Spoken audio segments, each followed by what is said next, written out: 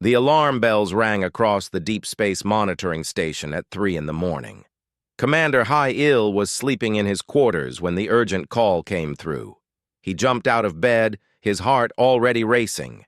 In 20 years of service, he had learned that alarms at this hour never meant anything good. He dressed quickly and made his way to the central control room, his footsteps echoing through the empty corridors of the station. The monitoring station floated in the darkness of space, far from any populated world. Its job was simple but critical. Watch the stars, track any strange signals, and report anything unusual to the Galactic Council. Most nights were quiet and boring. Most nights nothing happened. But tonight was different. When High-Il entered the control room, he saw the screens glowing with bright lines and data streams. His team was gathered around the main display, their faces showing worry and excitement at the same time. At the center of the screen was an image of a large spaceship drifting silently through space. The ship looked old and gray, with no lights shining from its windows. It looked dead. "What do we have?" High-Il asked, walking to the chief operator's station. "Sir, we picked up the hull signature about 40 minutes ago," answered Kira, the young data technician. Her fingers moved quickly across her keyboard, pulling up more information. "It matches the records of the cargo vessel Prometheus Rising. It disappeared 3 years ago during a deep space exploration mission to the Kepler Expanse. The ship had a crew of 47 people, sir. Both humans and representatives from the Vrelian Collective, the Therian Empire, and the Silicate Collective." High-Il felt his breath catch. The Prometheus Rising. He remembered the incident well. The ship had been sent to explore one of the most dangerous regions known to the galaxy. Multiple alien ships had gone missing in that area over the years, and no one had been able to figure out why. The Prometheus Rising was supposed to find answers, but after 3 months of silence, the ship was declared lost. After 1 year, the crew was declared dead. After 3 years, people stopped asking questions about it. "The ship is not responding to any hails," continued Kira. "No life signs detected on our sensors, no distress signals in the logs. It is just drifting." High-Il stared at the image on the screen. Something about this ship troubled him deeply. It was not damaged from what he could see. There were no blast marks, no signs that the ship had been attacked or destroyed. It simply looked abandoned, like someone had turned off all the lights and walked away. "Wake up, Dr. Yejun," High-Il commanded. "Contact the Galactic Council and tell them what we have found, and prepare an investigation team. We are going to board that ship." 2 hours later, the investigation team was ready. High-Il stood in the landing bay of the station, watching as his people checked their equipment. Dr. Yejun arrived with her forensic kit, moving with the careful steps of someone who had been woken up too early. She was the best forensic analyst in this sector, and if there were answers to be found on that ship, she would find them. There were also representatives from the alien species invited by the Galactic Council. A Vrelian diplomat named Kethvor stood to one side, his tall blue skin gleaming under the lights. The Vrelians were a proud species, known for their advanced technology and even more advanced sense of superiority. Kethvor looked annoyed at having been called out for this investigation. He clearly thought his time was being wasted on what he probably believed was a human failure. "Let's move," said High-Il, and the team boarded the shuttle. The journey to the Prometheus Rising took about 30 minutes. As they got closer, High-Il could see the ship more clearly. It was a large cargo vessel, designed to carry supplies and scientific equipment across long distances. He had seen the blueprints many times. The ship was supposed to be one of the best exploration vessels ever built, but now it floated in the darkness like a tomb. The shuttle docked carefully with the Prometheus Rising's airlock. The team went through the docking procedure, checking for any signs of danger or contamination. Everything seemed normal. The ship's systems were still working, still maintaining air pressure and temperature. It was as if the ship was waiting for them to arrive.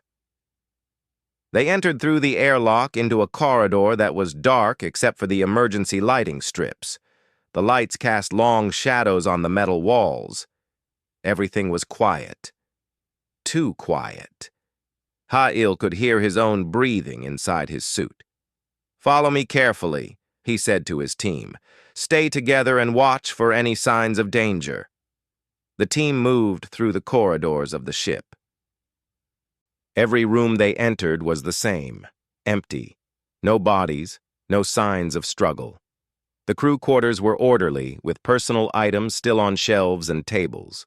The kitchen still had food in the storage units. The medical bay was stocked with supplies. It was as if the crew had simply vanished, leaving everything behind. In the main control room, Dr. Yejun began collecting samples and scanning the equipment. Kira connected her scanner to the ship's computer systems, trying to access the logs and data records. But the files seemed corrupted or hidden. She would need more time to understand what had happened. "This is strange," said Kethvor, moving through the control room with a frown on his alien face. "There are no signs of any problems. The ship appears to be in perfect working condition. If your people were truly here, where are their bodies? Where is the evidence of their failure?" Ha'il felt anger rising in his chest, but he kept his voice calm.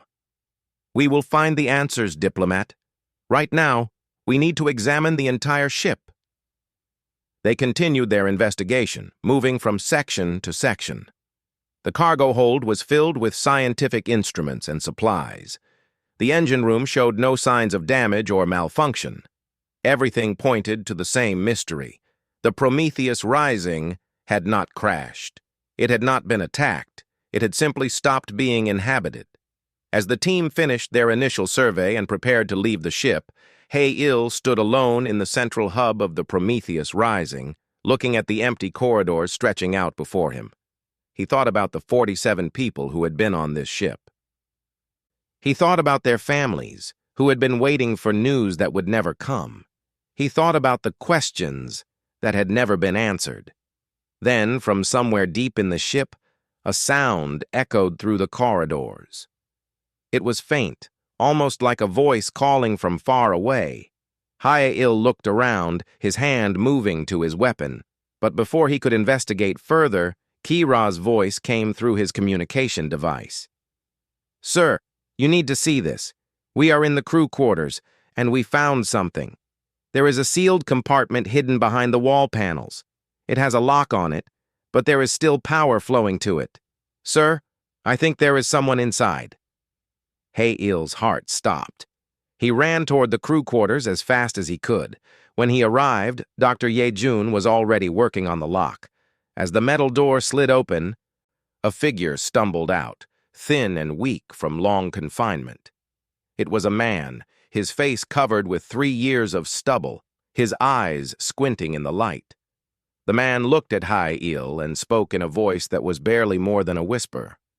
"Thank God. I was starting to think no one would ever find this ship." Before anyone could respond, the man collapsed to the floor. But not before he had said one more thing, the words that would change everything they thought they knew about the fate of the Prometheus Rising. "My name is Min Ho," he said. "I was the chief engineer on this ship. And I have a story that you need to hear. A story about survival. A story about what my crew did when everyone said we would fail." Minho woke up in the medical bay of the monitoring station. His eyes opened slowly, and for a moment, he did not know where he was. The bright lights above him made him blink several times. His body felt weak and heavy, as if it had not moved in a very long time. He tried to sit up, but his muscles would not obey. A soft hand touched his shoulder, and a woman's voice spoke to him gently. "Don't try to move too quickly," said Dr. Yejun. She was checking the medical machines attached to Minho's body. "Your muscles have been inactive for a long time. Your body needs rest and proper food. You are safe now." Minho looked at the woman. Her name badge said, Dr. Ye-jun, Chief Forensic Analyst. Behind her, he could see Commander Hae-il standing in the doorway, watching him with curious eyes. There were other people, too, including a tall, blue alien that Minho recognized as a Vrelian. The sight of the alien made Minho feel suddenly afraid. He remembered the Vrelians from the mission. He remembered how they had treated the human crew. "How long?" Minho asked, his voice rough and dry. "How long what?" asked Dr. Ye-jun. "How long was I sealed in that compartment?" "According to our records, the Prometheus Rising disappeared 3 years ago," said Commander Hae-il, stepping closer to the bed. "We found you about 12 hours ago, but we need to know what happened to you. We need to know what happened to your crew." Minho closed his eyes. 3 years. 3 long years of darkness and isolation. He had almost given up hope that anyone would ever find the ship. He had almost accepted that he would die alone in that sealed compartment, his body preserved like some ancient artifact in a museum. "I need water," Minho said, "and food. Then I will tell you everything." An hour later, Minho sat up in the medical bed, his stomach filled with warm soup and his throat no longer parched. He looked at the faces around him. There was Commander Hae-il, Dr. Ye-jun, Kira, the data technician, and Kethvor, the Vrelian diplomat. They were all waiting for his story. They were all waiting to know what had happened to the Prometheus Rising and the 47 people who had been on board. Minho took a deep breath and began to speak. He told them about the mission to the Kepler expanse. He told them about how the crew was made up of different species, all working toward the same goal of understanding the strange disappearances in that region of space. He told them about the hopes and fears that had filled the ship during those first weeks of exploration. "The humans on my crew were the best scientists and engineers I had ever known," Minho said, looking directly at Kethvor. "We had pilots, engineers, doctors, and researchers. We were not the most advanced species in the galaxy, but we were smart. We were capable, and we were determined to solve the mystery that had defeated your people." Kethvor's expression did not change, but Minho could see a flash of something in the alien's eyes. Anger, perhaps, or defensiveness. Minho continued his story. He talked about the first month of exploration, when the crew had found strange readings in the data. He talked about the disagreements between the human crew and the alien representatives. The Vrelians wanted to follow strict protocols and established procedures. The human crew wanted to try new approaches and take calculated risks. There was tension, but there was also respect.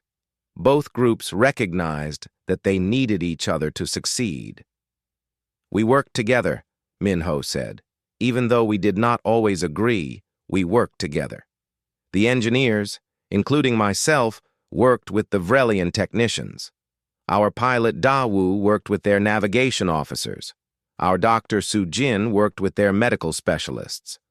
We shared knowledge. We learned from each other. We became a real crew, not just different species thrown together on a ship." Kira was taking notes, her fingers flying across her keyboard. Dr. Ye-jun was listening carefully, her analytical mind processing every word. Commander Hae-il was leaning forward, interested in every detail.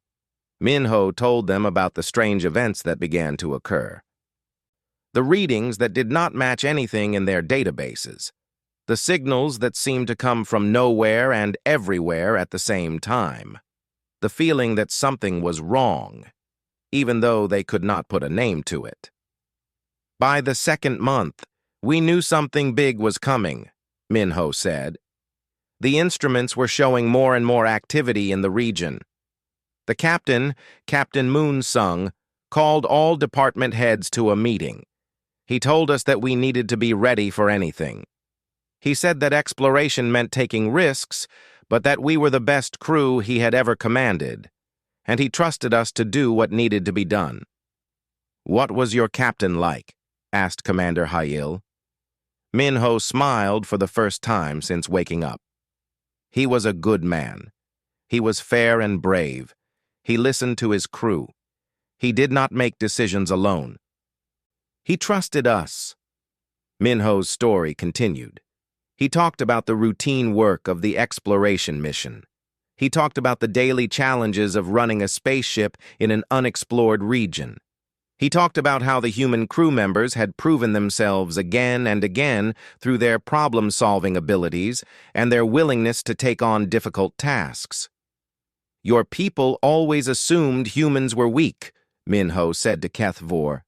"You assumed we were less intelligent, less capable, less worthy of respect, but you were wrong. Every single human on that ship proved that humans could do things that seemed impossible. We fixed problems that your technology could not even identify. We thought of solutions that your people said could not exist." Kira's eyes widened as she listened. She was pulling up data from the Prometheus Rising's logs. Reading through the entries that Minho's words were helping her understand. "There are repair logs here," Kira said, excitement in her voice. "Repairs that the original crew should not have been able to make. Modifications to the engine systems that are not in any manual we have. And the handwriting on these notes, they are human names. Minho, these are your people's innovations, aren't they?" Minho nodded. "We had to think outside the box. We had to use what we had available. The Vrelian systems were advanced, yes, but they were also rigid. They could not adapt to the strange conditions we were finding in the Kepler expanse. So we humans started combining our technology with theirs. We created hybrid systems. We bent the rules. We did things that were not supposed to work, and they worked." Dr. Ye-jun was looking at Minho with new respect. "This is remarkable. You and your crew were essentially creating new technology under extreme conditions. That requires not just knowledge, but creativity and courage." "That is what humans do," Minho said quietly. "We survive. We adapt. We solve problems. It is in our nature." Commander Hai-Il stood up and placed a hand on Minho's shoulder. "Rest now. You have been through a lot. But tomorrow, we want to hear the rest of your story. We want to know what happened in the Kepler expanse. We want to know what your crew had to face." As the others began to leave the medical bay, Minho looked out the window at the stars beyond. Somewhere out there, in a region of space called the Kepler expanse, his crew had faced something that no one had faced before. They had faced the unknown. And according to Minho's words, they had not failed. They had survived. They had endured. And most importantly, they had done it by being human. The next morning, Minho felt stronger. The medical bay had given him fluids and nutrients through the night, and his body was slowly returning to normal. He ate a proper breakfast of rice and vegetables, and his mind felt clearer than it had in years. Now it was time to tell the story that had been locked inside him for so long. Commander Hai-Il, Dr. Ye-jun, and Kira sat in the medical bay, ready to hear the rest of Minho's account. This time, HFY was also present, standing at the back of the room with his arms crossed. Minho noticed that the Vrelian diplomat looked uncomfortable. Perhaps he already sensed that his people's reputation was about to be challenged. "Tell us about the crisis," said Commander Hai-Il. "Tell us what happened to force your crew into a situation where you would have to hide you on that ship." Minho took a long breath. This was the hard part. This was the part that had haunted him for 3 years. 3 months into the mission, we encountered an anomaly, Minho began. It was not a natural phenomenon that we recognized. It was something new, something that did not fit into any of our models or theories. At first, our instruments could barely detect it. It was like trying to see something in the darkness, knowing it was there but not being able to find it. Minho described the anomaly in detail. It was a distortion in space itself, a place where the normal laws of physics seemed to break down. The readings were chaotic and unpredictable. The Vrelian scientists said it was impossible. They said that such a thing could not exist, but the instruments did not lie. The anomaly was real, and it was growing. We took the ship closer to study it, Minho said. Captain Moonsung wanted to understand what we were facing. The Vrelian leaders argued against it. They said it was too dangerous. But the captain insisted. He said we had been sent to this region to find answers. And here was the biggest question of all. We could not turn back from it. "What happened when you got closer?" asked Dr. Yejun. "The anomaly started to expand," Minho said, his voice growing quieter. "Slowly at first, but then faster and faster. Our scanners showed that it was growing at an exponential rate. At that rate of expansion, it would consume our ship within hours. Within days. It would consume everything in a radius of several light years. We had discovered something that had destroyed the other ships.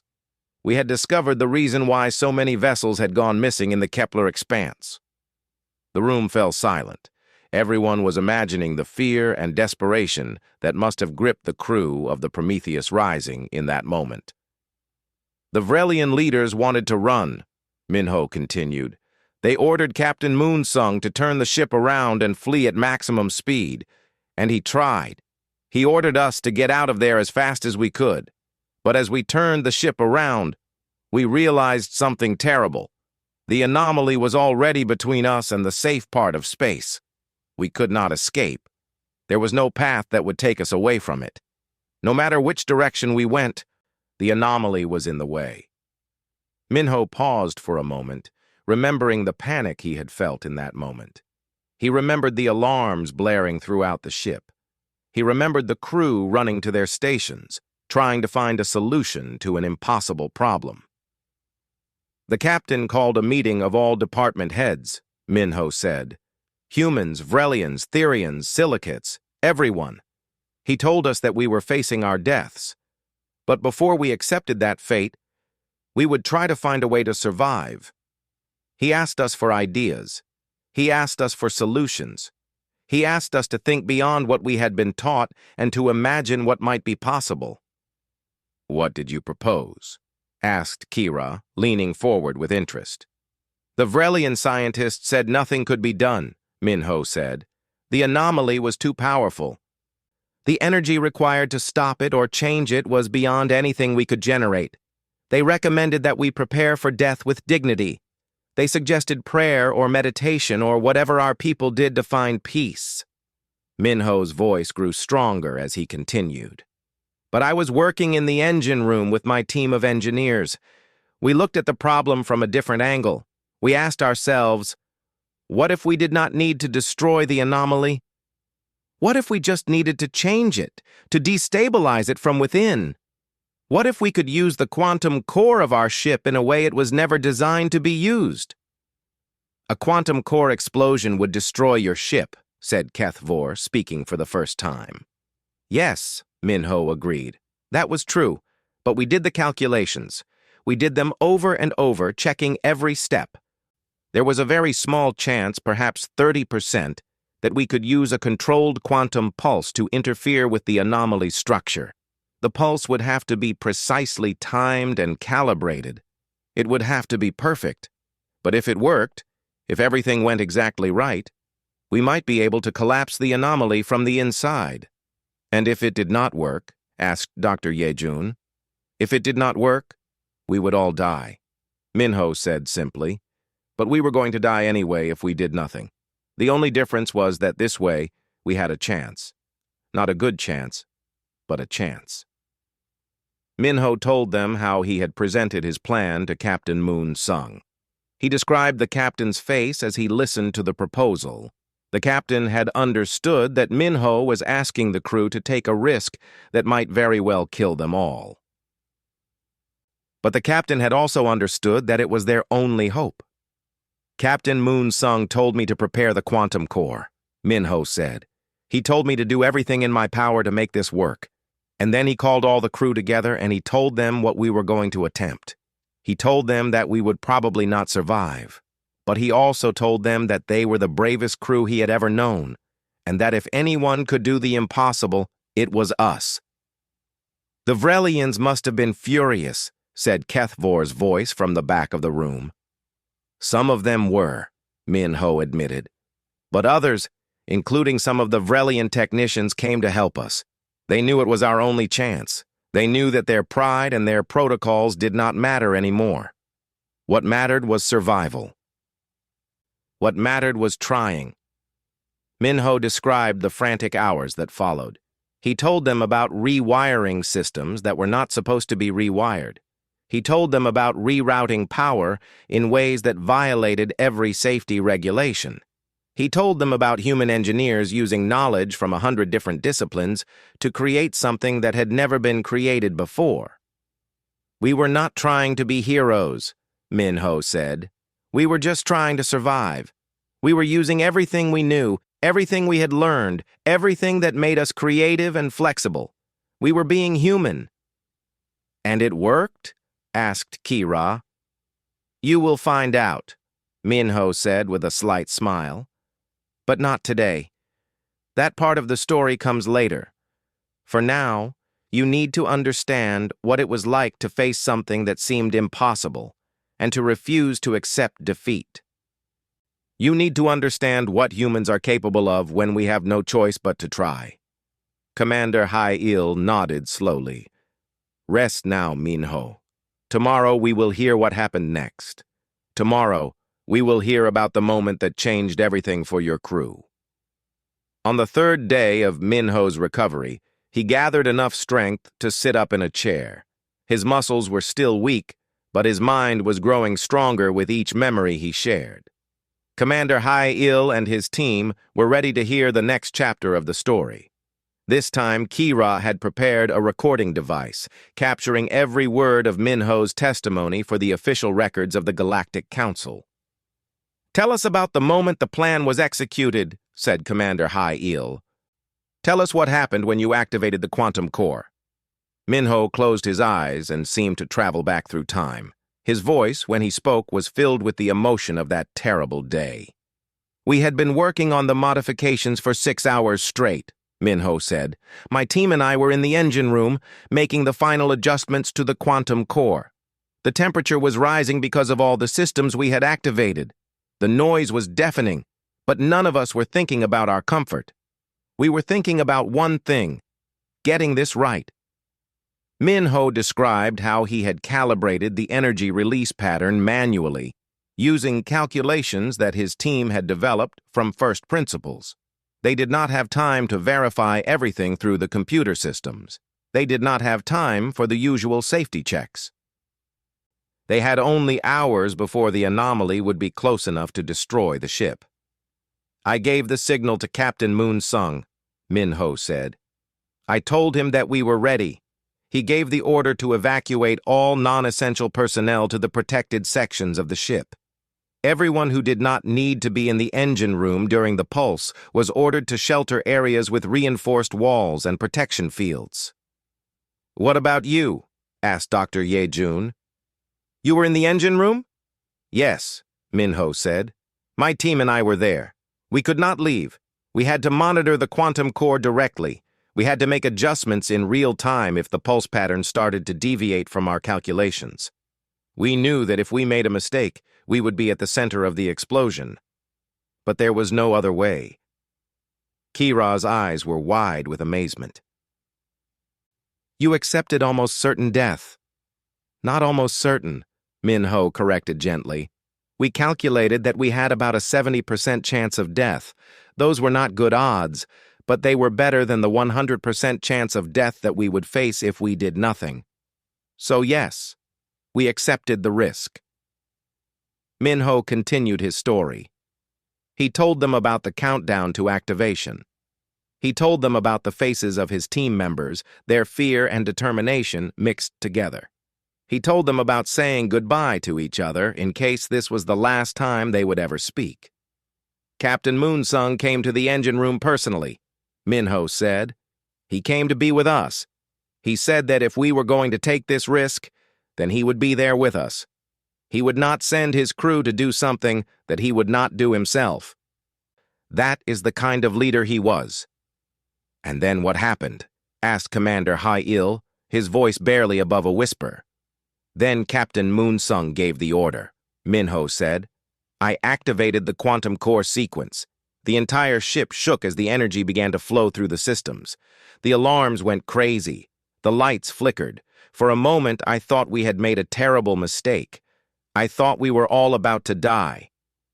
Minho paused, his hands trembling slightly as he remembered the intensity of that moment. But then, something amazing happened, he continued. The quantum pulse was released. It shot out from our ship and pierced directly into the heart of the anomaly. I have never seen anything like it. The energy was brilliant white, so bright that it burned my eyes even through the protective screens. The ship was thrown backward by the recoil. People fell to the ground. Alarms screamed everywhere. "Did it work?" asked Kira. "Did it collapse the anomaly?" "Yes and no," Minho said mysteriously. "The anomaly did not simply collapse. Something much stranger happened. The quantum pulse did what we had hoped. It destabilized the anomaly. But instead of destroying it completely, it created something new. It created a wormhole, a stable wormhole, opening right in front of us." Dr. Yejun's expression changed from concern to shock. "A wormhole. That is impossible. Creating a stable wormhole requires precise conditions and incredible energy. You could not have done that by accident." "We did not do it by accident," Minho said, "but we did not understand what we were doing either. We were just trying to stop the anomaly from destroying us, but the universe had other plans. The quantum pulse interacted with the anomaly in a way that we did not expect. It created a gateway to somewhere else, somewhere that no one had ever been before." Minho described what happened next. He told them about Captain Moonsung making the decision to fly the ship through the wormhole. There was no time to think about it or plan it carefully. The anomaly was still expanding. The only way to survive was to fly into the unknown. "We went through," Minho said. "The entire ship, with everyone still on board. The Prometheus Rising flew into that wormhole, and everything changed. When we came out on the other side, we were in a pocket of space, a place that existed between normal space and folded space. A place where we were invisible to the outside universe." "Invisible?" asked Commander Hai-Il. "What do you mean?" "I mean that from the outside, no one could detect us," Minho explained. "We could see the stars of the normal universe all around us. We could see the wormhole that we had come through. But if someone was looking for us from the outside, they would never find us. We were in a bubble, a safe bubble, but also a prison." Minho went on to explain how the crew had discovered that they were truly trapped.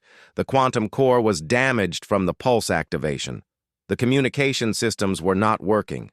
The ship had enough life support for years and enough supplies to feed the crew for years. But they were isolated, alone, cut off from everything. "The Vrelian leaders wanted to wait and hope for rescue," Minho said. "They said that eventually someone would find us. They said that we should conserve our energy and our supplies and prepare for a long wait. Some of the crew agreed with them. They felt that waiting was our best chance." "But you did not agree," said Dr. Yejun. "No," Minho said firmly. "I knew that waiting was a slow death. Even with enough supplies, there would come a day when something went wrong. There would come a day when we ran out of something critical. There would come a day when someone got sick and we could not help them. Waiting was not a solution. Waiting was surrender." Minho's eyes burned with intensity. "So I proposed something different. I proposed that we study the wormhole. I proposed that we learn how to open and close it. I proposed that we figure out a way to escape." "Did the Vrelians agree?" asked Kira. Minho smiled sadly. "No, not at first. They said it was impossible. They said that we did not have the knowledge to understand what we had accidentally created. But I had something that the Vrelians did not have. I had a crew of humans who did not believe in the word impossible. I had engineers who could look at a problem and see solutions instead of obstacles. I had people who were willing to try." Commander Hai-Il leaned back in his chair. "So you began your work on escaping the wormhole?" "Yes," said Min-ho. "And that is when things got really interesting. That is when the true test of our human ingenuity began." By the fourth day of Min-ho's testimony, the investigation room had become the center of all activity at the monitoring station. News of the discovery had spread throughout the facility, and several high-ranking officials had arrived to hear the story directly. Even Kethvor seemed less hostile now, though his pride prevented him from admitting it openly. He stood in the back corner, listening to every word with an expression of grudging respect. Min-ho had been moved to a more comfortable room where he could sit in a proper chair, surrounded by the investigation team. A medical monitor was still attached to his arm, tracking his vital signs as his body slowly recovered from years of isolation. "Continue with your story," said Commander Hai-Il. "Tell us what happened after you proposed your escape plan." Min-ho took a sip of water before speaking. His voice was stronger now, filled with the confidence of someone who had lived through impossible circumstances and survived. "Studying the wormhole took months," Min-ho began. "We had damaged instruments and limited tools, but we were determined. Da Wu, our pilot, worked with the navigation systems. Su-jin, our doctor, helped us understand the biological effects of the wormhole's radiation on our bodies, and I worked with my engineering team to map out the energy patterns." "What did you discover?" asked Dr. Ye-jun, her forensic mind eager for technical details. "We discovered that the wormhole was not stable in the way we first believed," Min-ho explained. "It was stable in the sense that it did not collapse, but it was in constant flux. Energy was flowing through it in patterns that repeated every few hours. We realized that if we could introduce a specific energy burst at exactly the right moment in that pattern, we could open a pathway back to normal space. We could escape." "But there was a problem," said Kira, sensing from Min-ho's tone that the solution was not as simple as it sounded. "Yes," Min-ho confirmed. "There was always a problem. The procedure to create the escape burst would require enormous amounts of power. Power that we did not have readily available. Power that we would have to take from somewhere else in the ship. And if we diverted that power, we would lose critical systems. Life support, communication, protection. We would be risking the lives of everyone on board." "What did you do?" asked Commander Hai-Il. "We called a meeting," Min-ho said. "Captain Moon-sung gathered the entire crew. He explained the situation honestly. He told us that we had discovered a way to escape, but that the escape itself would put us all in danger. He said that some people might not survive the attempt. He asked the crew to vote. Should we try to escape and risk our lives, or should we wait and hope for rescue?"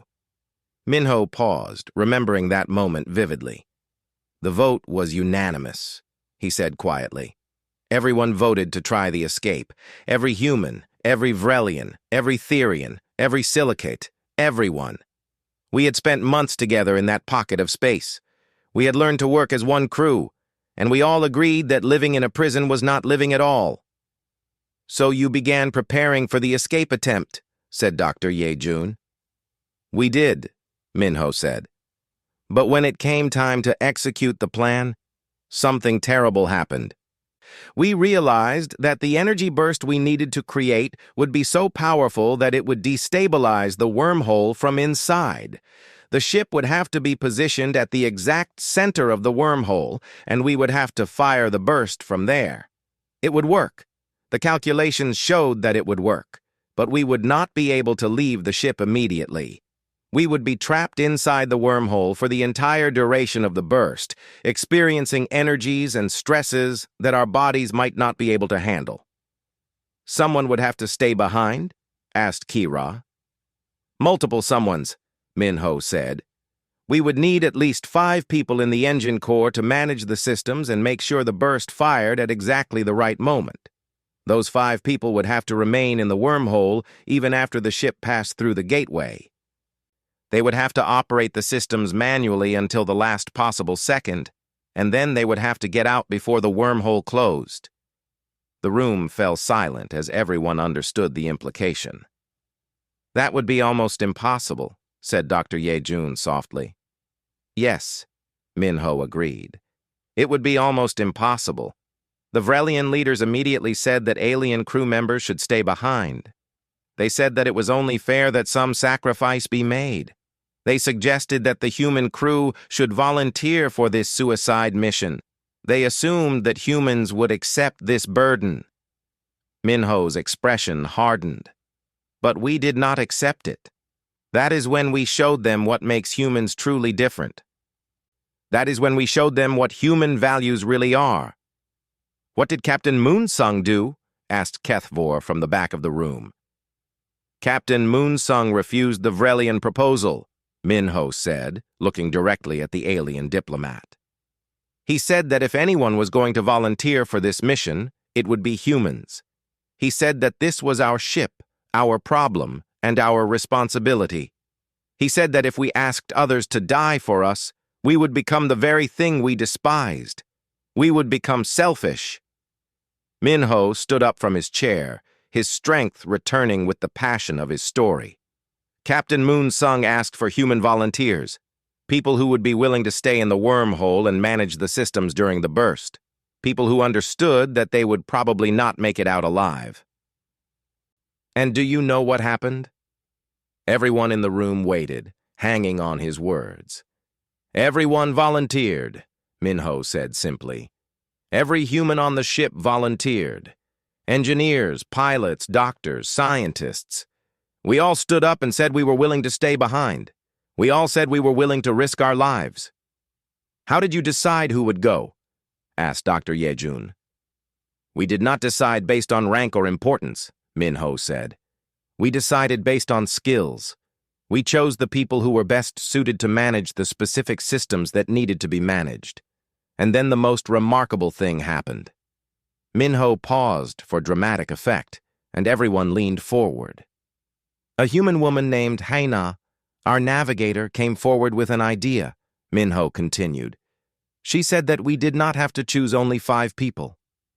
She said that what if multiple teams worked in shifts? What if we created a relay system where people would go into the engine core, do their work, and then rotate out? She said that if we timed it correctly, we could ensure that no one person was exposed to the worst of the radiation for more than a few minutes.